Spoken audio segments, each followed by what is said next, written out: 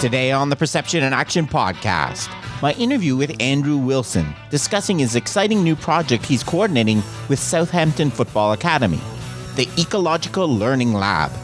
What is it all about and how can you get involved? So it's time for a call to action. Hello, and thanks for joining me. This is Rob Gray from Arizona State University. I've been on a now over 25-year journey as a researcher, professor, and high-performance consultant to understand how we acquire and adapt our perceptual motor skills. Welcome to the Perception and Action podcast, where I discuss how psychological research can be applied to improving performance, accelerating skill acquisition, and designing technologies. If you're a coach or an instructor, my goal is to help you bridge the gap between research and application, and to connect your experiential knowledge with skill acquisition and motor learning theory.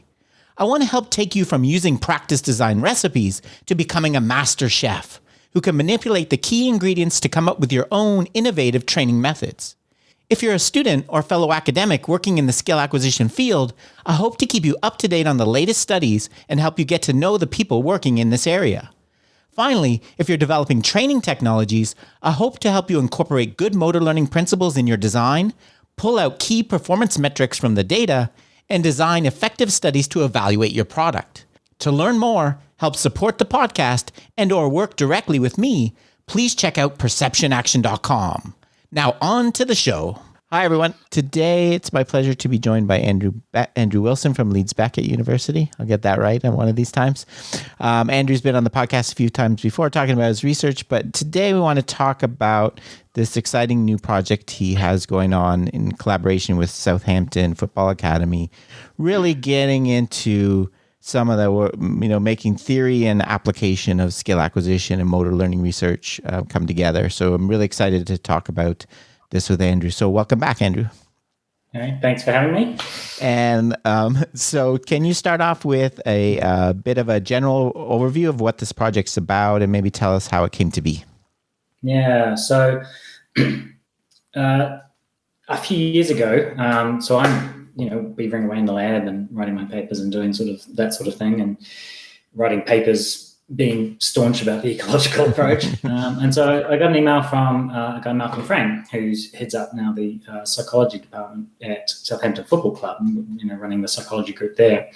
And he reaches out to people, who come across doing embodied ecological kind of things and just likes to make contact and start chatting. Anyway, we had a lot of really good conversations, sort of over email, swapping papers and a couple of chats and things. And we started talking about whether or not it was possible to create something ecologically minded at Southampton Football Club, where he's based, in the academy there. And so we started to have some conversations, thinking about what might be possible, the kinds of things that might make good options. And so I went down to visit and had a tour of the place and sort of got to a sense of some of the things that go on there. And we'll talk about that in a sec. But then, so we had some ideas. We came up with some project ideas around some things that we might be able to get going. And then, of course, we got run over by a pandemic, which was no fun. Mm-hmm. But then, that sort of put the kibosh on stuff. But then about this time last year, I reached back out to him after things had settled down a bit and just sort of like, hey, let's pick things up. How's it going? And in the interim, actually, it had been really interesting. There had been some people had come and joined Southampton in sort of senior management and coaching and skill acquisition positions who were very ecologically minded, were really interested in doing something a bit interesting and a bit researchy and trying to build that into the club sort of life. And so we started having some conversations, and all of a sudden it just kind of took on a life of its own, and we've got a bunch of stuff on the go. So the basic idea of the project is that we're going to build what we're calling a learning lab. You need to give it a proper swanky name. Learning lab at the moment. Sure. So the idea is that we're going to create a space at Southampton Football Club in the academy where ecologically minded research is happening. That's integrated into the activities of the club, and we're going to start, engaging with the coaches and with the players and with all the various other support and staff of all the other people who come together to support the players.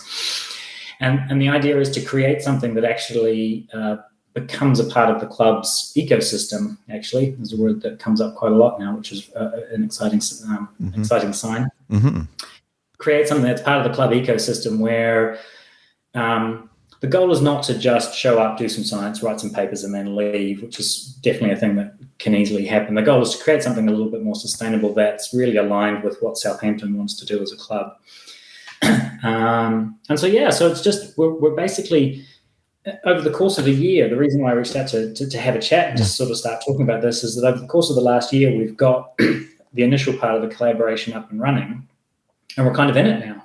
Like we're up, we're running, we've collectively some universities and the club have put some money in to get some PhDs up and running, and so we're going to start doing stuff. And so the big thing now is that, what's phase 2? What do we do next in order to? We've got that foot in the door, we've got all that goodwill and enthusiasm, and so the question is, what can we do next? And we really want to try and create a community hub for all the ecological dynamics, ecological psychology people out there and there's so many of them, and they're all over the place in all kinds of interesting places, all kinds of interesting sports, all kinds of interesting domains. We really would like to become a bit of a hub, a physical hub for that kind of work, for doing that, finding ways to do research in the context of a real football club and an academy. And research across all kinds of topics, skill acquisition, coaching, developing coaching curricula so that we can teach people to be ecologically minded coaches, but also thinking about ways of teaching that ecologically, and so that everything's kind of aligned, and all kinds of aspects of performance and caring for the athletes, right? So Southampton's Academy's got kids of all ages all the way up to the first team, the Premier League team.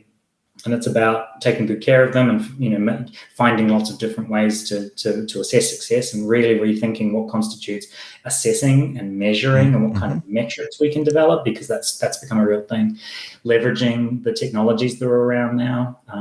So the goal, I can talk about some of the specifics of the various projects that we've got up and running, but the big picture here is that we want to create something that's pretty big. And we also want a big part of this, and what I want to talk about in particular today is once we're up and running and going, I really want us to be actively reaching out to the ecological community around the country, around the world, to start making real connections and really start to align our efforts and help each other out and really start to build some actual momentum for getting ecological in sports context. Yeah, no, that sounds really great, Andrew. And I really, this is something I was kind of talking about the other day. I think, a lot of the kind of work, especially the dynamic side of it, like ecological dynamics, we've built it on for purposely, like work of Kelso and some work you've done on interlimb coordination, right? Yeah. And the reason is you can describe the dynamics very, very well in a model, and but now we're going up to sports. It's almost a leap of faith, right? That we can get all the way up to. So I think we could wait around forever to move slowly up the complexity chain, or push it like this kind of thing. Yeah. That's a really good point. And for a long time, I've been of the let's take it carefully phase, and I think that's been a real strength of the ecological approach, sort of historically, the last 30 years, is that we have steadily accumulated empirical successes and methods and tests and analyses and developed that. And I think we've done really well to not jump in, we haven't jumped into thinking about the brain until recently. Really, really, really explicitly, just like we can't talk about that until we've done some of this work. So I think that's a real strength of the ecological approach. But the flip side now is that I think that we're not the plucky underdogs anymore. We're not trying to create this. All that work was done really carefully to create space for an ecological approach to be a legitimate player. And I think it was really valuable work. I think it was really important, but I think it's worked. We're a big part of the discussion across the board in cognitive sciences now, and I think it's time. It's time to jump in carefully and rigorously, and let's do it properly. But I think it's time to really get into it and really start. And it's the thing that's really interesting. Sports is a great. It's like it's like you've got this beautiful theory of physics versus actually trying to build your bridge, Yeah. And sports is the place where you try and build the bridge. Can you actually take this theory and actually change things in interesting and demonstrably interesting ways? And I think it's early days, but I also think we're kind of ready to really just kind of get into it. And there's a lot of people around. There's a lot of people, you've had all the people you have on the podcast and you interview and the work that you're reviewing. There's so much out there, and there's so much energy and skill and knowledge and enthusiasm. So I think you're right. I agree completely. And I think, we needed that foundation. We still need it to keep happening. I think it's Absolutely. Just, I'm like, I'll just pick a random thing. Is metastability just a fancy way of saying having multiple things? Like a lot of people would contend we're just using flowery language to first, or can we actually connect playing soccer with, the actual concept in it? I think that's really exciting to me. I think. Yeah, me too. It's really exciting because it's the goal, it's a real opportunity. And again, just to really emphasize, so I didn't invent this opportunity. Malcolm and I had lots of discussions and we had lots of ideas and we're leading on developing this. But the reason this is happening, the reason it's happening at Southampton is because of the kind of place that Southampton is. Actually, they're a curious club. They're it's funny, they kind of joke, they're in the English Premier League and they know that they can't spend their way past Man United. So what they're hoping to do is research their way and invest their way to the top of the Premier League by investing in their players, by investing in their coaches, by investing in the development through the academy. And a big part of that is commitment to, if they're going to develop it, then we might as well do it properly and well. And there's a real push to do it a bit ecologically, to really kind of think about pulling all these threads together and having a vision. And so the fact that that's at the club, that mindset or that hunger, that interest, that they can see the value of the kind of things that have been happening and that people have been talking about for so long, is, we're riding on the back of that, of all the great discussions that happen online and in the literature, and then people coming up through that. And we've got people who are like, let's do this. Let's actually do something good and really just go for it and do it properly. So it's really exciting. Tons of opportunity. Yeah, I think so. And I think I love that it has, like you mentioned, as a connection all the way up their academy, can be a kind of integrate. I think, we all see the problems with youth sports, get people getting pushed out of it. And I think academy, I've been in a little bit, but you have the reputation of basically throwing people aside, like running people into the ground and seeing who survives, right? Basically, it's not very nurturing development. It's basically weeding people out. It seems like is more the impression I get. And just that simple, very ecological idea that there's more than one way to succeed at something, that there's more than one way of being a good player of a sport, especially of a team sport. And really finding ways so that, so for example, right, these Southampton they've got all kinds of tech. They record a lot of data about their athletes. They've got heart rate monitors and they track a lot of physiological nutrition data, and they've got a lot of video capture of sessions and all that sort of stuff. But one of the big questions is, okay, we've got access to all this information. What do we do with it? And the question that they're asking that is it's the right question, and it was so nice for me to hear that and come from that, because that's where they're going. They want to be able to use that information in a way that helps them develop their players and their coaches and the members of the team. But that's the question. It's not, we've got this tool, we'll use it. It's, we've got all this information. What can we do to support our players to make them the best that they can be? And being the best doesn't necessarily mean being the fastest, right? It might be being really good at spotting those gaps or all those kinds of things. And so there's all kinds of fascinating questions about rethinking the metrics that get applied to people. And that's something I really want, at some point, once we're really into it, that's something I'm really keen to get into here. Yeah, I've been trying, I think that's really important to, we talk about technology and analytics and things like that. It's not replacing the coach. It's adding more for, like, you still need someone in between. You can't just record a bunch of stuff and say, here, athlete, use it, right? You need a researcher and a coach in between to understand what's important, how to best give it to them, in terms of instruction, Yep. So And the technology's really gotten interesting in the sense that it's really possible to automate a lot of this video analysis. The equipment's not that expensive these days.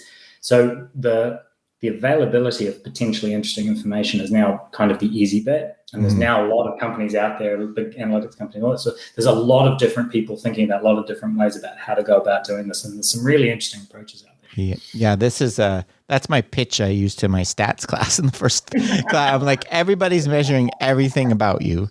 Nobody knows what to do with any of it. Basically, that's where you come in.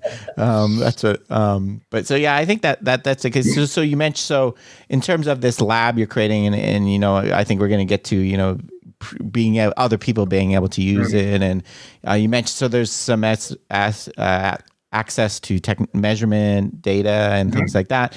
It sounds like you also have a very open group in terms of like practice design manipulations or any kind. Yeah. Can you talk? So when you say ecological, maybe like you get into a little bit more when you say ecological approach, kind of what you're talking about there. Yeah, well, actually, I think maybe the easiest way to do that is to talk about the 3 particular projects that we've got up and funded, actually, because so Malcolm and I, we were having our discussions, and I have this theory about setting up new collaborations, and you always meet people at conferences and go, "We should work together," and it never happens, right? But I think the thing that's worked for me in the past is sitting down, figuring out something interesting that you can do now with the resources that you have available. You don't have to go for a grant. You don't have to go looking for it. You've got some resources, and what can you pull together? What can you do with that? Then you do that, and that's the thing that gets you moving. That's my basic theory of this. And so we were like, okay, well, what can we do? And so we started thinking about it, and we started thinking about, well, let's do some research. And the obvious way to do that is through PhDs, because that creates, first of all, it's a nice framework for people coming in and learning how to do things and doing research and getting activity. But it also means that we can start having some conversations with other universities and partners and things like that. We can start bringing people in. So the 3 basic projects that we've got up and running now, there's one around technology and sports, specifically virtual reality. There's one on sports psychology, sort of more ecological embodied approaches to that. And there's one on coaching, around developing coach curriculum. So the technology one is so that's the one I'm going to be I'm the director of studies for that, and we've recruited and appointed a really strong candidate, a guy called John Conley, who's getting set up next week. Cool. And he's really, he's going to be a great candidate. And that project is a couple of things. We're going to do some experiments using a virtual environment, a virtual platform, and we're going to be looking at skill acquisition questions. We're going to be doing some eye movements analyses, some experiments along those lines. So experimentally and scientifically, the questions are going to be around skill acquisition, which you can and can't do in interesting virtual environments. And we've got access. We're working with a partner, company, Future Performance Technologies, who have developed this virtual platform for placing people into sort of interesting first-person perspective game situations that you can interact with agents and things. So we're going to use that as our starting point, and then we're going to start running some experiments. So there's 2 things to that: is starting to ask questions about what can and can't you do with things like VR. Like, what is the value of it? VR is really it's gotten cheap, it's gotten really good, but there's a lot of outstanding questions about whether or not it's any good for training these kinds of things. I'm inclined to think it's going to have some value, but I don't know what that value is yet. And one of the things is this is going to be for me to engage with what VR is ecologically, what it's doing and how you can use it. And the nice thing about this technology is it was very much designed with keeping it coupled, right? Clearly you can listen to your podcast. Using the HTC Vive, which has some markers on it, so you can whack markers on feet and elbows, and you can keep track of a few things. And it's very much a closed perception action loop scenario, as opposed to just passively watching. So that's cool. So there's that particular project. Like I say, there's going to be some skill acquisition questions. We're going to do some eye tracking stuff, looking at quiet eye and gaze strategies and where people are looking, and starting to develop ways of getting into that as well. And also asking interesting questions about the technology, but asking ecological questions. So not, we've got this cool trick. Can we train you to do something and then expect it to magically transfer to the game environment? Because, of course, one of the big things is if your training environment isn't representative in some important ecological way, if it's not representative of the game environment, then you're not going to get any transfer. It just doesn't happen. Mm-hmm. So those things that, what can we do? Yeah. So that's cool. That's that first big question. And again, coming at it from that point of view, the second project is around coaching and developing a coach curriculum and developing ways of teaching coaches how to do representative design and constraints-based approach and designing physical environments and all that sort of stuff. Now, I don't know anything about sports coaching. So at this point, Malcolm and I started having a conversation, and who do you know who's quite good at this? So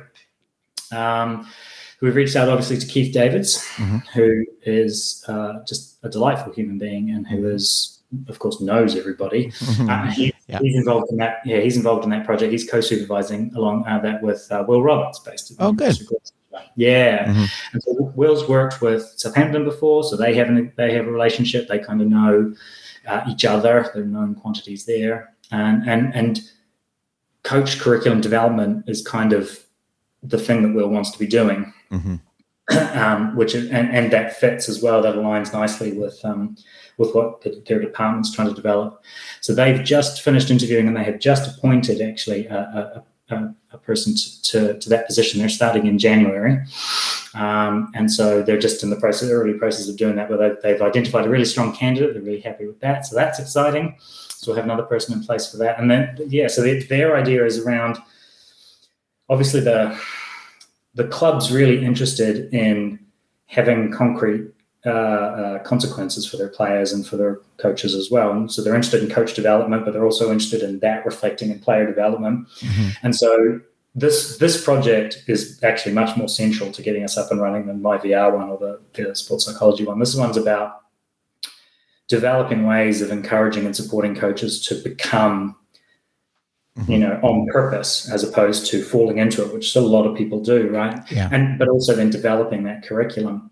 And one of the things about this is, I think about this in my head as the Southampton project, but it's not like it's just happening at Southampton and supported by that. We want to create an open community where these things that we do we're not developing an in-house method for training Southampton players. We want to develop things that people come to us and talk to us about and do work with. So that's really exciting. That's going to be, I think, really central to creating an identity for the research program. Mm-hmm. So that's very exciting. Cool. And then the final project is around sports psychology. So that's Malcolm's department, and he's working with Amanda Wilding. So she's got a position at Bournemouth University, and she also has a position at Southampton working with Malcolm.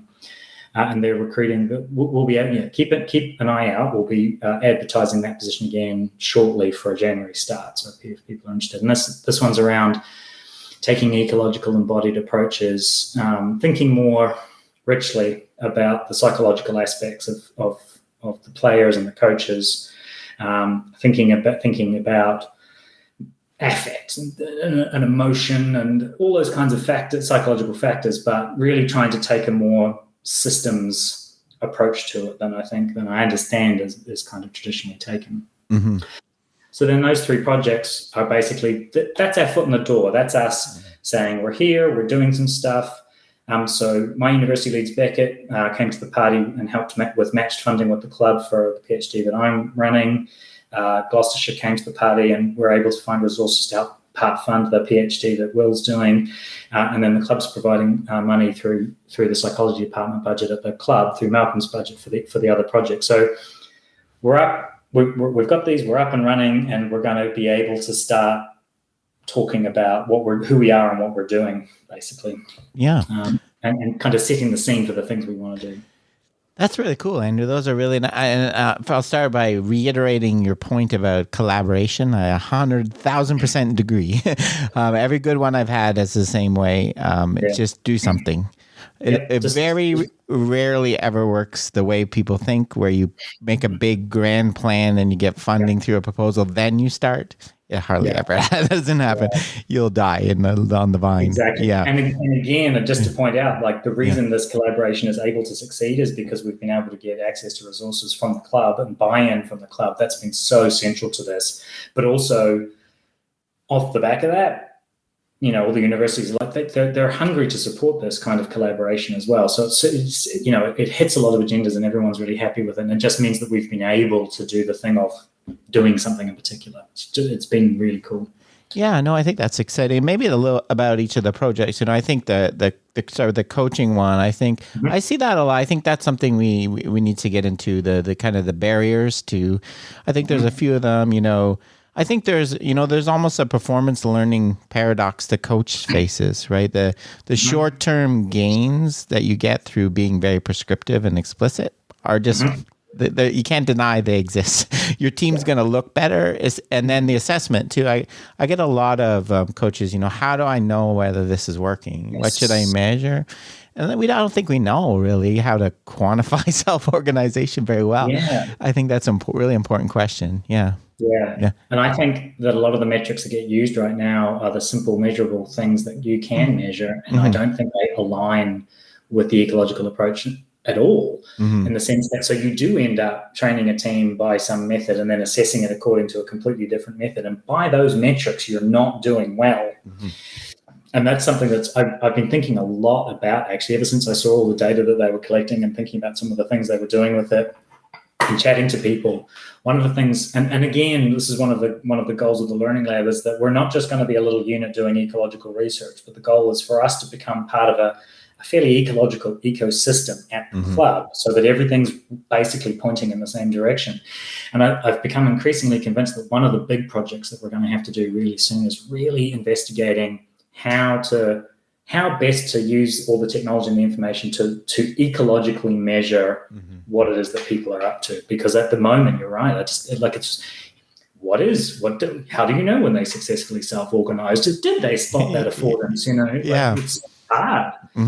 Yeah, it's much easier to say, they went around that cone course in under 30 seconds, right? That's much more, we do that with everything in, society. We measure things that are easy, not important, often. Yeah. But honestly, I think the reason, like you were saying, it's, there's a point where you just actually have to stop mucking about doing that basic work and just make the leap to do the thing. And one of the benefits of just stepping up and going into the really hard problem is that this question popped out immediately, and I cannot get away from it. Yeah. No, I think it's, and I know, James Rudd and people have been thinking about that on the PE level, if we want divergence, behavior in multiple solutions, you can't measure it convergently, right? It's not going to fit. Exactly. So I think that's a really good point. Have you thought any about is the kind of the thing that always comes up, the kind of terminology barrier, the difficulty of entry into kind of this area, is that come up at all with coach education? Yeah, actually, well, we're about to find out. Actually, that's a nice segue to the one other thing that's going on right now. Is Mark Sullivan, who's based at ARK, and he's been a very active part of this team, really supportive. He's had a paper out recently around this learning in development framework and talking about what he's been up to and with his club there. So he and Will and Ian Brunchweiler from the club, and Malcolm as well, they put together a study, basically like a qualitative study, doing effectively an ethnography of the club to kind of get a sense of where everybody is now in terms of their understanding of various, not ecological elements, but in terms of how they go about currently articulating elements of their practice. Like, how do you think about this? How do you feel like that fits in with, what do you think the club thinks you're doing? What are you doing? How do you think those things align? And so again, so I was able to secure some funding from Leeds Beckett. We organise all our research around these internal research centres. So the Centre for Psychological Research is the one that I'm primarily connected to. And so they were, again, very generous. They were able to provide some funding for us to get an RA to run the interviews and do the transcription. And all those interviews are on the go now. So Mark and Will have been wrangling that. And basically, it's about, we're empirically asking the question, where is the club? Where are the individuals in the club now in terms of their thinking and how they talk about these things, so that we can, literally identify, what are going to be the obstacles to communicating these ideas? Are there any obstacles, or in fact, are we working on things that are, that are already there? Like, are we going to run into trouble if we start talking about various ecological concepts and terms and starting to think about how best to reach people where they currently are, actually? Mm-hmm. Yeah. So that study will be interesting, and then hopefully we'll publish that result as well as sort of a follow-on to Mark's recent paper. This makes me think of something else too, and this sidetrack my thought. Something I was talking about with someone else the other day, and it seems like you're doing it. I think, to advance this field, we need to pick a side and get right in there. Get rid of this idea of the white lab coat objective, purely empirical scientist. And you obviously, we both have. We clearly have biases, and we picked a side, and we're going to get right in there and get our hands dirty instead of. Do you kind of agree with that? I think I know Keith and Yuhara, when they do their kind of research on Brazilian soccer, they've talked about this kind of embeddedness of the researcher and things like that. What are your thoughts on that? Yeah. I'm all for it. It's very new to me. Mm-hmm. Me too. Yeah. It's not how we were trained at all, right? No, not at all. Yeah. I grew up studying people wiggling their fingers, man. Mm-hmm. How did this happen? It's funny. I've been thinking about it. It's one of the things that really intimidates me about the potential scale of this project, and it's one of the things I want to make sure that I do well, or that I help enable to do well. Is I think the embeddedness of this is going to be utterly central to any success that it has. We're not going to do good research. Like I say, if we just pop in, run a study, and then leave, if you get a grant, if you bring on your industrial partner, I've seen this happen over and over again. There are interesting topics, and you go in and you work in a school or whatever, and then you never talk to them again. Mm-hmm. And from the academic point of view, you've got your grant and you've written a few papers and trained a couple of PhD students, and that little package worked fine. And that's okay. That's fine as far as it goes. But for this, that's not how it would ever work. Mm-hmm. And so, I think the embeddedness of this is going to be utterly crucial. And one of the things that's been really inspiring has been the fact that absolutely everybody involved thinks exactly the same thing, and especially the key players at the club. They don't just think it's a good idea. They think that's a value that they want, that they are really explicitly working to build into the entire project. And it's really important that that's a really big feature of whatever we build. Yeah. And I think, and to be honest, actually thinking about the other thing, one of the things we need to do is to start obviously opening up lines of communication within the club so that people know what we're doing. I just think about what's going to start happening where, we're not going to show up with a coach curriculum and say, here, do this. A big part of the project is actually going to be working with the coaches, who we now have a good sense of where they are from the ethnography, and co-creating, right? There's going to be, it's really going to be, we're doing ecological research, but we're going to try and do it in an ecological way, and that only works because the PhD student's going to be embedded in the club, and we've got people embedded in the club, and I think you're recognizing that writing out a long-term research plan for an ecological approach is a fallacy, right? Yeah. You can't. It's going to adapt and change, and you can start with kind of a broad brush, but. So within that, are you going to make any? I think you asked me about this on Twitter. In the studies that have compared and contrasted different. Yeah. Are you going to make attempt to kind of contrast, or are you going to, I can't contrast the ecological approach with traditional methods. I don't. I think it's good people are doing that, and I'm doing my. But I think it's also totally time to just dive in and. Let's develop the ecological approach and not worry about the alternative. My big take on that is I think we will win just by cracking on and showing that we're doing really good things, and people coming to us because we're doing good things. I think we'll win that debate, that argument, by doing that. That's the main thing. So I don't want this project to get super distracted into picking those kinds of fights, because it was the kind of thing that really dominated the first 20 years or so of the ecological approach. It was just, you weren't allowed to write a paper doing affordances or information without a detailed description of the representational theory you were currently cranky at, right? And that was, again, that was fine. That was the early days. You had to draw those distinctions. It was important to create that space. But when I write those papers now, I go, do you know what? Like, that space has been created. I don't have to relitigate that argument, So I don't see big compare and contrast being a central feature. That said, as we open up and as we develop, if somebody comes to us and says, look, here's a way in which we might actually be able to test something. If you come with a good idea, that's fine, but we're not going to spend a lot of time investing in a traditional coaching research program that we then compare and contrast or try and mix anything up, because actually, no, we're just going to focus on the ecological thing. If you come up with an interesting study idea where there are some real potential implications that we might be able to go to, then I will be all for it, and that would be interesting.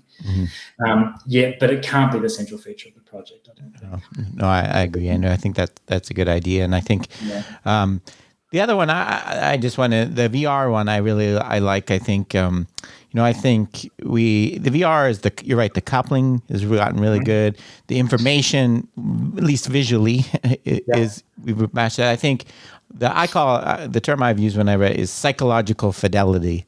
Yeah. We need to know, instead of we focus on superficial fidelity of VR, we need to focus on, does the tool induce the same, like gaze behavior is a great example. When you train, do you get the same kind of gaze behavior as when you train with a real soccer ball? Yeah. That's pretty likely going to lead to transfer, help transfer. If you get completely different, then maybe not. Yeah. Well, that's it. You can make a really sort of photorealistic virtual environment, but if it doesn't create the same ecological information variables, then you're literally you're training a different task. Yeah. And so, being more so. I mean, ecological people have been big adopters of VR. Why? Because when you want to manipulate information, you have to be able to intervene that way. And so we know that it can be done. And if you look at I always think about the way movies have really developed their CGI. So, like Lord of the Rings was this huge sort of pivotal moment where they did, in order to get their CGI looking amazing, one of the things they did was a huge amount of motion capture. And so instead of just modeling and recreating the motions, they were superimposing the CGI over the actual dynamics of, Andy Serkis being Gollum, right? And that's why it worked, because the dynamics were there. And the information created by those dynamics were just inextricably there because the dynamics were there. So I think these technologies definitely have the potential. I just think that, I think the big thing for us is that these these technologies have been developed by people who are technology people, and they're like, we make it look pretty. And that's like, at one level, that's not a bad thing, right? If you want to make a game and stuff, that might be the issue. But I think the potential is there to ask the question, can it be ecological?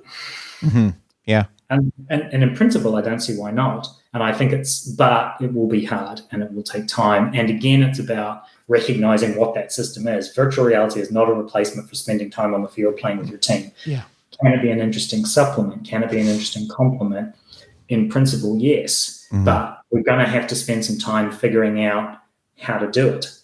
And that's actually what's one of the things I'm really excited about with this project is we're working with a platform that it started in a really good place. The guy that's developed it, Kieran Toner, he's an ex-player, ex-coach. He's sensitive to a lot of these issues, and the key sort of design of the environment has been very, very sort of ecologically minded in all the right kinds of ways, which is why it's really exciting to work with them. So we've got that to start with. As opposed to having to reinvent the entire wheel or program the environment up from scratch. We've got a place to start. And even if we don't end up there, it doesn't matter, because we're again in that position where we can get moving, we can do some stuff, we can really start asking some questions that will then force us to ask the really hard questions and figure out what to do next. So, it's exciting. No, that sounds really. So you have these three kind of going. So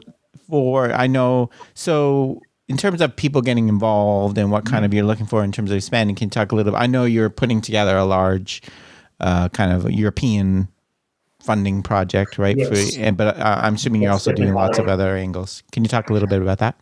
Yeah, sure. Yeah. So details all to be confirmed. So I'm meeting tomorrow with a couple of key people at Southampton. We just need to schedule all of this. So now that we're up and I've focused all my attention on getting us up and running, because that was the thing that had to happen. We just had to be in place and moving before anything else could happen. Now that's happened, that's why I'm sort of starting to reach out and talk to people. We're in that position now where we've actually got something to start working with. What I want to do, we're hoping to do it before Christmas, just depends on scheduling, but we're going to have a go, is just internal to the club. We're going to have a day where we spend like half a day doing like a showcase of the project, the ideas, what we're doing, all that sort of stuff, and sort of to introduce ourselves to the club and say, here we are, come talk to us, we want to work with you, we want conversations, all that sort of stuff.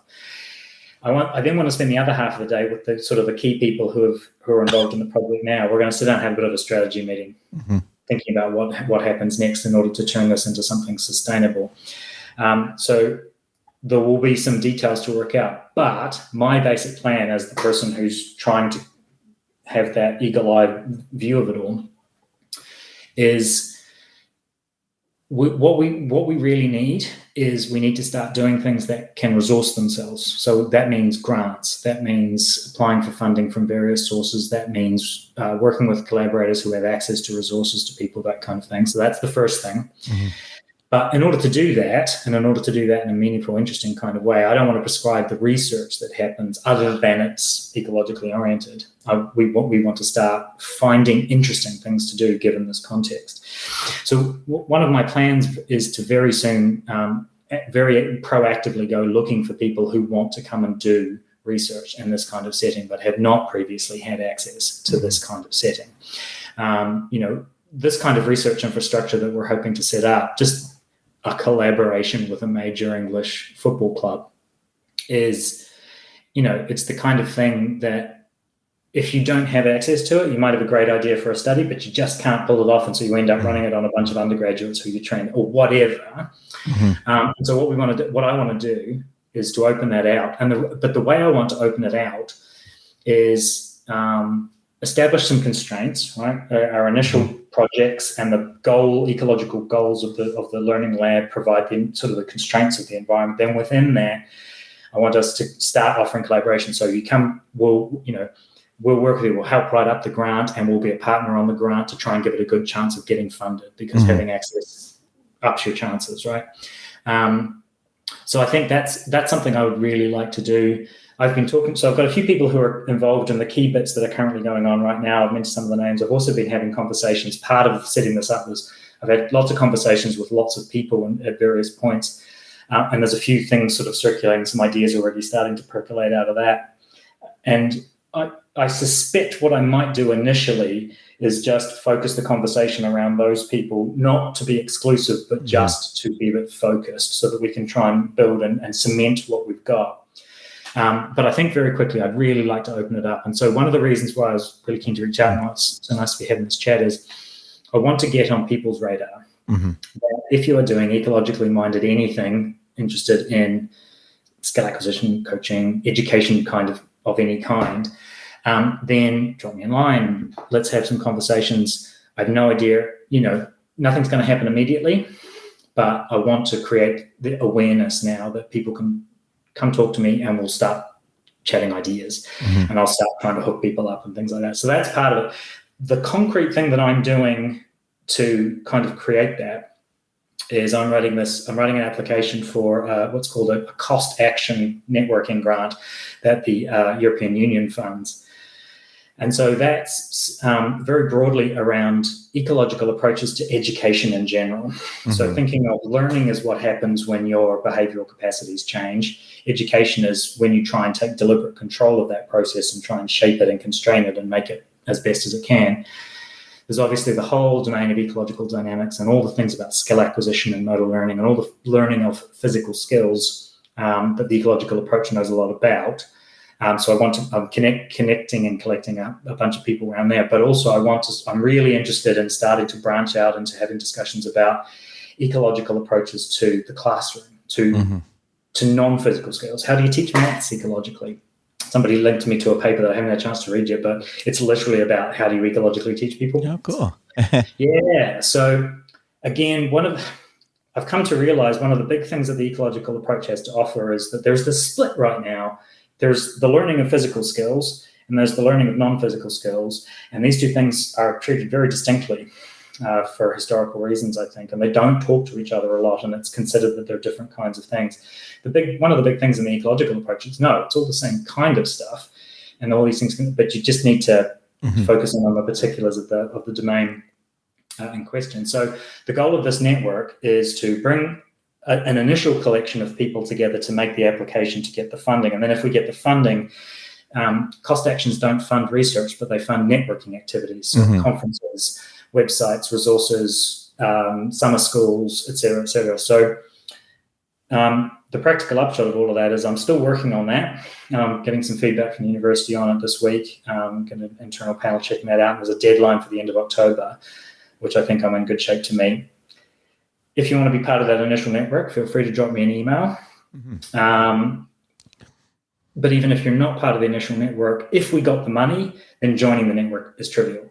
In fact, built into these networks is very explicitly make sure you're just letting people in as they discover that you exist, right? So the initial population are not the only people who get to benefit from this. They're just the ones that I can say that I've got people from lots of different countries and all that sort of stuff.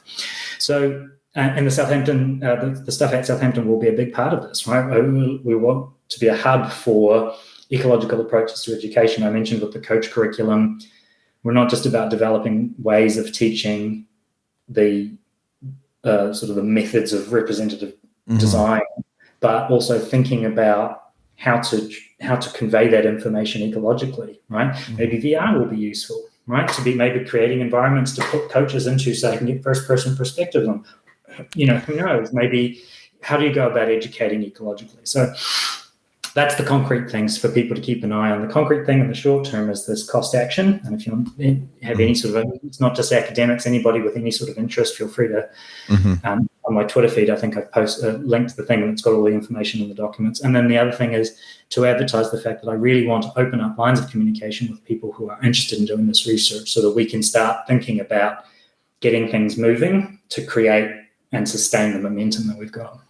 Yeah, no, that sounds really good. And I think, Andrew, there's lots of reasons for, someone reach out that, whether you're a coach kind of interested in this, or, it sounds like there's going to be lots of education tools and resources coming down the pipeline. Just stay in touch with the, like-minded individuals. And I think that point about coaching the coaches, I think is, I know we're starting to develop, but like I've had a lot of discussions with people about, how do you do the constraints-led approach? Is there a consistent way to teach someone how to do that, or is it just randomly varying? Yeah. I think there is. Like that's it. There's ways of constraining environments, and they do certain things, but then you have to learn about how to look to see, is it working, is it not working? It's an interesting, complicated process, but and it is funny. Like a lot of a lot of the people we talk to on Twitter, for example, there's so much interest and enthusiasm for it, but a lot of people have just kind of fallen into it by accident. Or making it up as they go along, which is fine. But the question is, can we provide some useful enabling constraints,